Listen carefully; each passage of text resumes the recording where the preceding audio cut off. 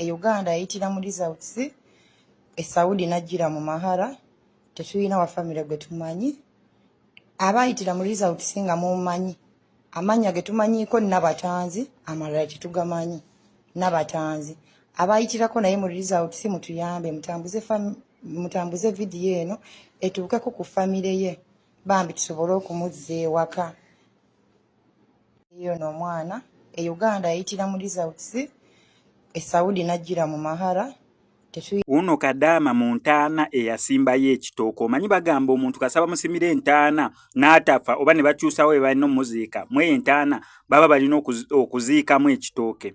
Mujjukira bulungi nnyo eno story ya mwana muwala Nuuru nagikolera nga beetaaga buyambi asobola okubeera ng'ava e Saudi Arabia gye yali afunidde obuzibu ng'akoze aweddewo yeetaaga buyambi takyamanyi kikyali mu nsi yonna kwegamba nga bamutegeerera butegeerezi to the extent nti ne sente ezaamuleeta baazisonda busonzi ku Vene Uganda nga bakama be baamusuulawo atali mu ddwaliro ng'embeera yennyini nga w'omulaba mu katambi we yali afaanana. No bayita oyinza obbeera nga tontegedde bulungi Saidi wali eri ng'atudde ku ttaka bw'ati we yali afaanana kati nga woolaba omwana omweru omulungi anyirira ow'eriiso right now bw'afaanana.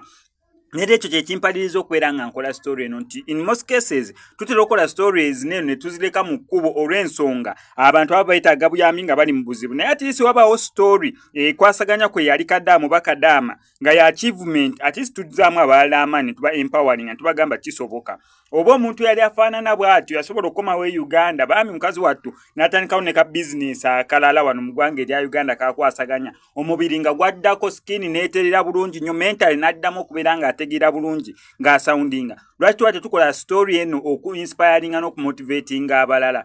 By the way ekyeyo si y'enkomerero kyobaawe kigaana yebeera enkomerero. Right now ali mu ggwanga lya Uganda alinawo ka business ka katonotono obulamu butambula bulungi okitegeera bulungi nnyo. So sinti ekizibu ekikutuukako yebeera enkomerero omuntu gw'oli olaba mu katambi ng'abulako katini afe wekuba kugabana bibi nga musobola bulungi nnyo n'okubeera nga mubigabana.